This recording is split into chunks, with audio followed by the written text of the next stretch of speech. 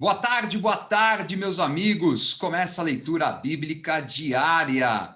Nós estamos estudando a carta aos Efésios. Estamos aí nesta rotina abençoadíssima de ler as cartas do apóstolo Paulo. Temos aprendido muito. E chegamos à metade da carta aos Efésios. Hoje nós vamos ler o capítulo 4. Acho muito legal que o manual da Vida Nova fala, né? Um manual antigo que eu tenho aqui, esse manual bíblico, e que fala assim, que até o capítulo 3, Paulo trata da fé correta. E o capítulo 4, 5, 6, ele fala dos deveres corretos.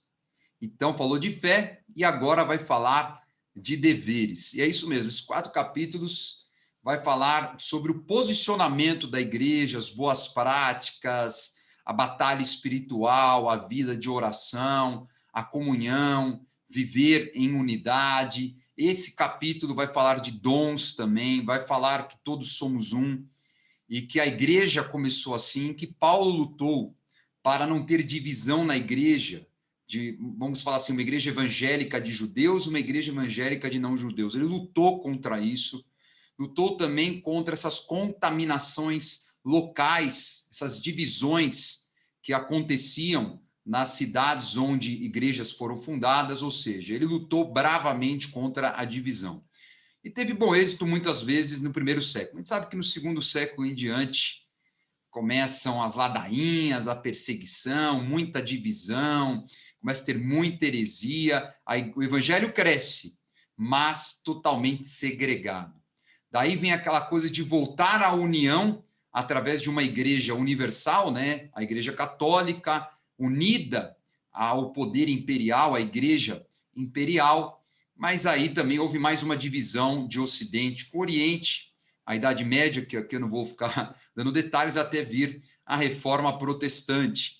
E que mesmo assim, após a Reforma, temos tantas divisões em doutrinas, denominações, mas aqui nós aprendemos que nós precisamos ser uma única igreja, ainda que na Terra, fisicamente, nós não consigamos isso, provavelmente a gente não vai conseguir, né, por causa das diferenças doutrinárias, mas em espírito nós sermos uma só igreja. Então isso nos dá a importância da tolerância, do amor ao próximo, claro que vai ter uma discordância aqui, uma concordância ali, mas sempre como guia a palavra de Deus e a sua adequada interpretação.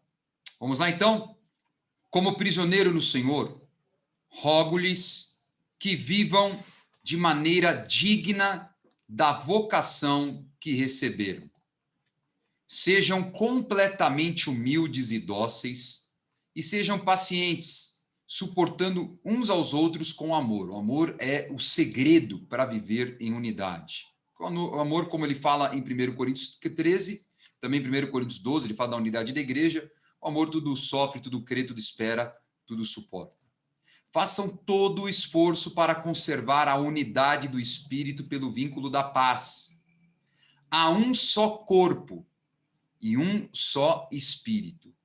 Assim como a esperança para a qual vocês foram chamados é uma só.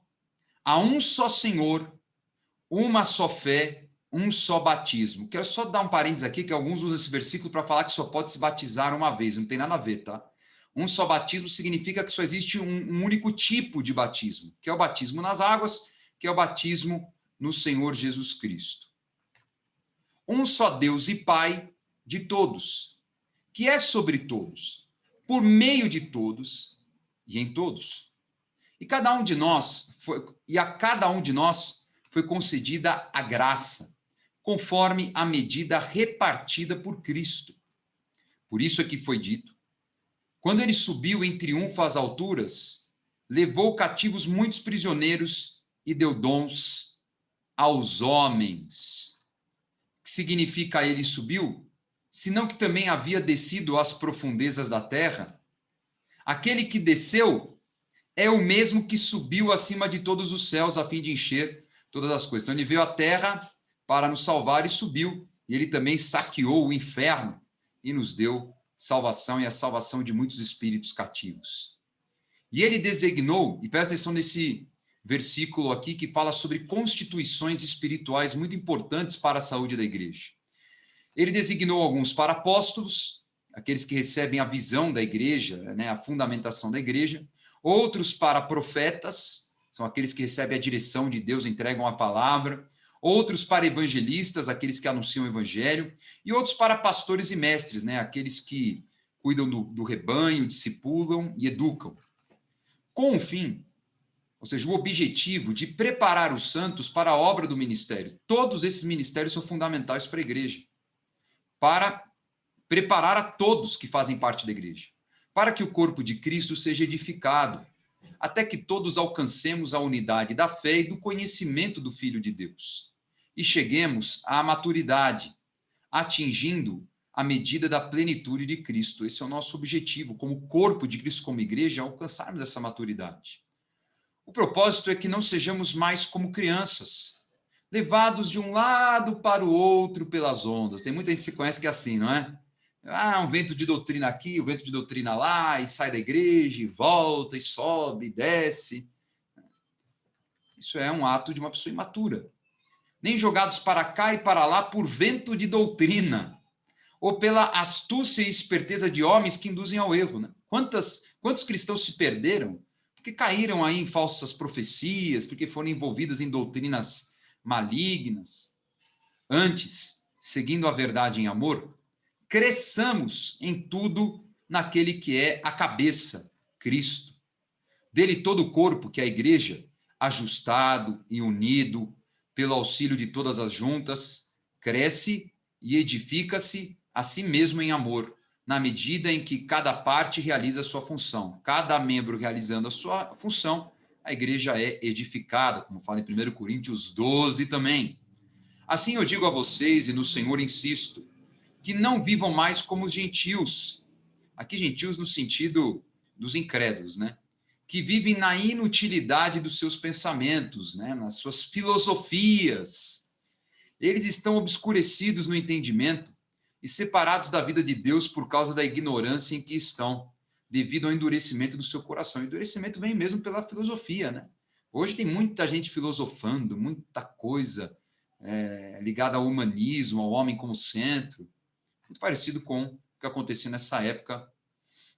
Tendo perdido toda a sensibilidade, eles se entregaram à depravação, cometendo com avidez toda espécie de impureza, né? Pecados absurdos, perversos. Todavia, não foi isso que vocês aprenderam de Cristo. De fato, vocês ouviram falar dele e nele foram ensinados de acordo com a verdade que está em Jesus. Quanto à antiga maneira de viver, quando vocês eram novas criaturas, vocês foram ensinados a despir-se dessas práticas, despir-se do velho homem, que se corrompe por desejos enganosos, ou seja, a fé te traz a novos hábitos, a novos comportamentos, a serem renovados no modo de pensar e a revestir-se do novo homem, criado para ser semelhante a Deus em justiça e em santidade provenientes da verdade. Portanto, cada um de vocês deve abandonar a mentira e falar a verdade ao seu próximo, pois todos somos membros de um mesmo corpo. Quando vocês ficarem irados, não pequem, apaziguem a sua ira antes que o sol se ponha e não deem lugar ao diabo. Agora, isso é sério, né? A gente vê a galera meio irritada com qualquer coisa, revoltada, vai lá em rede social, fala um monte de coisa, isso e aquilo. Não é adequado. O que furtava, não furte mais, antes trabalhe, fazendo algo de útil com as mãos, para que tenha o que repartir com quem estiver em necessidade. Olha só o que ele fala, além de você não furtar, porque é um crime e tudo mais, e você ser útil, e você ter a sua própria renda, você ainda vai prosperar por causa disso, para ajudar quem tem necessidade e que não vai furtar mais também, caso esteja furtando. Nenhuma palavra torpe saia da boca de vocês. Não é só palavrão não, mas palavras que são ruins e malignas também, viu, pessoal? Mas apenas a que for útil para edificar os outros. Que saia da tua boca seja aquilo que seja útil para abençoar as pessoas. Conforme a necessidade, né? Não fale aquilo que não é necessário. Só fale aquilo que é necessário. Para que conceda graça aos que a ouvem. Não entristeçam o Espírito Santo de Deus, com o qual vocês foram selados para o dia da redenção. Livre-se de toda amargura. Limpe teu coração de toda amargura. Fica carregando mágoa, amargura, tristeza do passado, frustração. Perdoe, limpe teu coração, livra-se disso. Livre-se de toda indignação, de toda revolta, ira. Você que é nervosão, então, livre-se disso. De toda gritaria, calúnia, bem como de toda maldade. Sejam bondosos e compassivos uns para com os outros, perdoando-se mutuamente, assim como Deus os perdoou através de Cristo. Amém? Esse foi o capítulo 4 de Efésios.